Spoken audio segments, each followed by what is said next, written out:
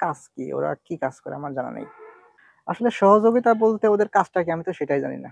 প্রতি মাসে যে পরিমাণ সার আমার দরকার, মানে শুধু সারের কথাটাই বলি, যে পরিমাণ সারটা আমি সরকারি রেটে কিনবো, সেই সারটা আমি আজ পর্যন্ত পাইনি।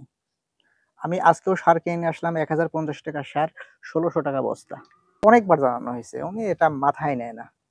কি নাম জানেন? পাত্তাই দেয় না। উনার নাম সম্ভবত তোফাজ্জল হোসেন। তোফাজ্জল হোসেন। জি। আপনি জানানোর সত্ত্বেও আপনার কোন ধরনের না, উনি সহযোগিতা উনি বা বিষয়টা পরামর্শ? মাথায় নেয় না। উনি বলে যে, "যেভাবে চলতেছেন এভাবে চলেন।" আমি তার সঙ্গে প্রায় সে এখানে আছে সম্ভবত ৪ মাস হবে।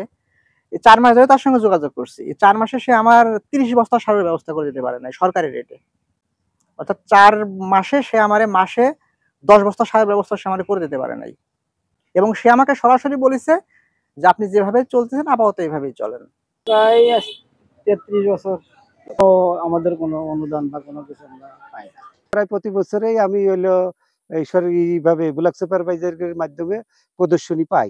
ধান, মসুরি, সরিষা এটা সবটাই পাই। আমি খরচের টাকা পাই না। শুধু হইলো কলার জন্য এই সার, ওষুধ আর হইলো বীজ পাইছি।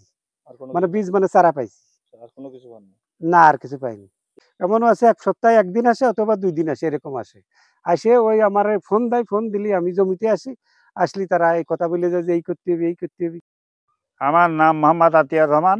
থেকে একটা প্রদর্শনী খামার দিছিল। হুম। এটা ১ বছরের জন্যে কোনো কিছু পাইনি। আচ্ছা।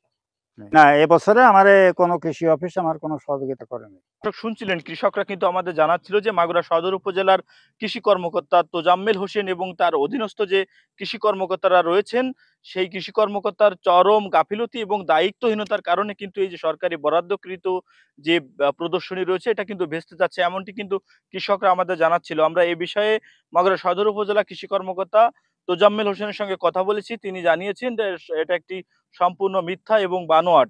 এ বিষয়ে আমরা কথা বলার চেষ্টা করেছি মাগুরা খামারবাড়ি উপপরিচালক তাইজুল ইসলামের সঙ্গে। তিনি আমাদের জানিয়েছেন যে এ বিষয়ে আমরা অভিযোগ পেলে মনিটরিং এর মাধ্যমে তদন্ত করে যদি সত্যতা মেলে তাহলে আইনগত ব্যবস্থা নেব, এমনটি কিন্তু তিনি আমাদের জানিয়েছেন।